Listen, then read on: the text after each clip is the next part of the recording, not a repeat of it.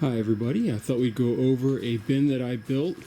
This was made out of, I believe, one sheet of plywood. It has 4x4 corners and then has some plywood on the sides, obviously, and then 2x4s inside. Now this is the lid. I did a cut on the top here. I wouldn't do that again. I'd probably put them on the sides down here. Water tends to get in and it's warped the lid a little bit and it's starting to rot a little bit, but I've had this a while. Open this up here. Alright, now as you can see in here, this is not currently in use. I don't have it emptied because unfortunately this winter was really bad and it killed everything in here. It froze solid because of how cold it was.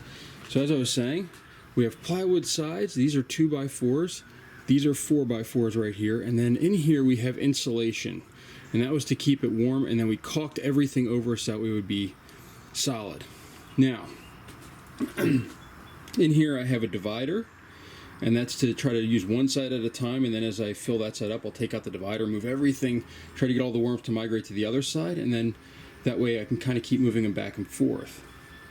Now we have 1/2 inch, or those 3/4 inch, I can't remember now, but I think they're 1/2 inch plastic rods in there, and those rods have dowels in them for extra support. Now, if I have to say, if I built this again, I think I have them spaced 1.5 inches apart. I would probably space them further apart and use less. It just seems like that's a lot. It's very hard. There's too much pressure holding everything up, and everything seems to compact really well in there. And I've found that that's kind of made it hard to use at times to get out the stuff through the bottom. Now, we come this way here.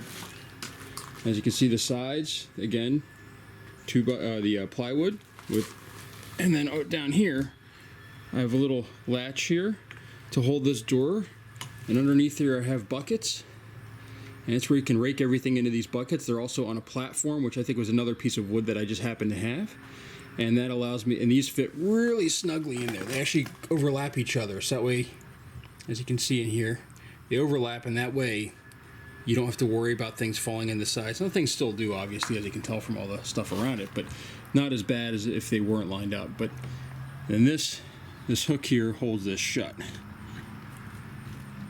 Alright, there we go. So this is a pretty big bin. It is 4 feet across, 2 feet deep, and about 2 feet high.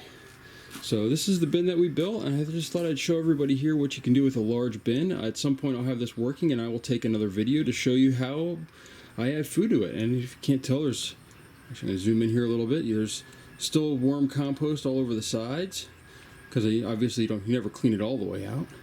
And this is a pretty good bin. It's great for a large quantity of stuff. This is actually at my parents' house. You go through a lot more fruit and vegetables than I do because they eat everything fresh, and this has been perfect for them.